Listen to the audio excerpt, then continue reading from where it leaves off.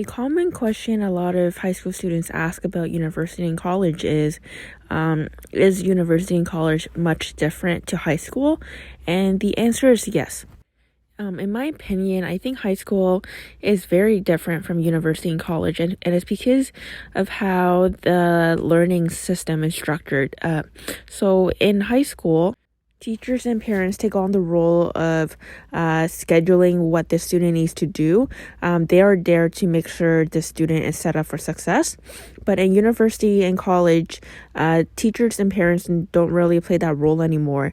Of course, you may come from a family where you have tiger or helicopter parents, and perhaps they may still play that role once they're in university and college.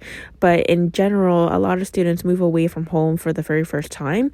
So they're kind of, living on their own, and life really takes on in various aspects, from a booming social life.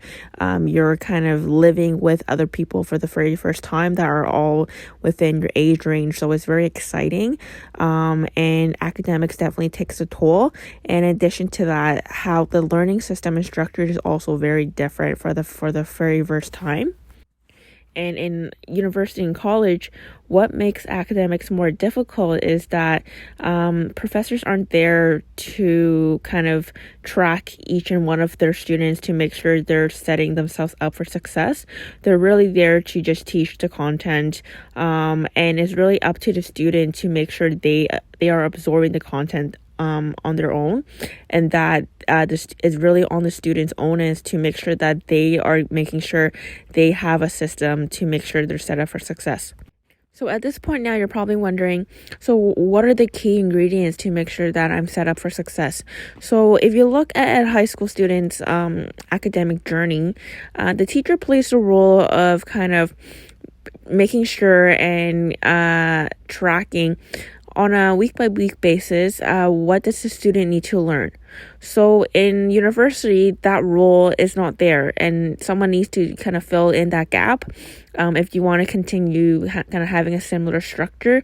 So first and foremost, when a student goes into university, aside from just looking at the syllabus, you'll need to also determine in between your in-person lectures, what else do you need to do on the side to make sure that you're going to be on top of the course content so that you actually understand what the prof is teaching when you're in class? So this may come in the form of Googling topics ahead of time, reading the suggested readings, doing your homework, or even looking up various research articles or YouTube videos to kind of make sure that you understand those foundational concepts so that you can have a more fulsome discussion when you get into class. The second thing that's really important is scheduling. So this, in the case of a high school student, may come from a mixture of the high school students themselves, the parents, and the teacher. You need to have a good grasp on how your semester is going to look like. You need to know when your quizzes and exams and midterms are. You need to know when your homework is due. And you also need to know when do you have free time in between to do extracurriculars, to work on your hobbies, to still have a family and social life, of course, but also understand when is it necessary for you to start working on assignments, when is it necessary for you to start kind of revising your assignments before submitting. I think in university and college, that's where a lot of that big shift is, aside from having to self-learn a lot of content, because oftentimes in high school, and of course depending on what kind of high school it came from, but a lot of times teachers, kind of take it on themselves to continually to remind students that they have homework due or they have a test coming up. Teachers will do a lot of revision sessions before exams. They do a lot of those scheduling and preparing the students to make sure they do well in a upcoming assignment or an exam. But in university, that doesn't really happen. If the prof that you have is nice, they may do a revision lecture right before the final exam. But really, if you want anything else, in between or even more than that, then it's really up to the student to prep their own notes, to revise the textbook, to kind of figure out what could potentially appear in the exam and study that. So a lot of this is really based on the student's self-motivation and self-willingness to do such a thing. And a lot of times, and definitely in the first semester of first year, a lot of students are still trying to get a hang of that, and it's definitely a massive shift for sure. So that's definitely why a lot of students drop 10 to 20% in the first semester. And when students see their grades for the first time in first semester, they may be shocked at the percentage that they're dropping compared to what grade they came in from high school. So for example, these students might be coming as a 95 high school student, but now they're a 75 university or college student. So it is a shocker for sure. But I think a lot of students also do learn from their mistakes from the first semester, and they do better in the second semester of first year. And of course, in second, third, and fourth year, you start to kind of develop your stride. You start to learn a bit better in terms of what learning style you work best with.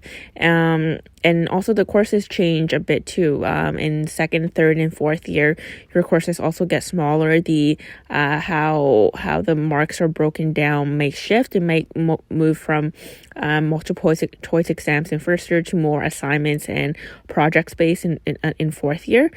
So it really depends on our program. But oftentimes, that drop in grade that you most often hear about in the first term and second term of first year definitely improves as you move onward with your program. And that's because the student has a better understanding of what works best for them academically, and they also get used to the university college life, and they're no longer in that transition period between high school and university and college. So for sure, the drop in grades is real. A lot of students do encounter that in first year but if you do want to succeed, just reflect on what role the teacher and your parents might have played when you're in high school in terms of academics. What did they do to remind you to study? Were there any tips or cheat sheets that your teachers gave you ahead of time to study for tests? Reflect on these things, because these minor things do add up. And if you can kind of figure out what you are missing between high school and university and college now, then kind of think of a plan to tackle those items and to see how you can fill in those gaps, so that potentially these are the missing items and the key ingredients for you to kind of boost up your grades.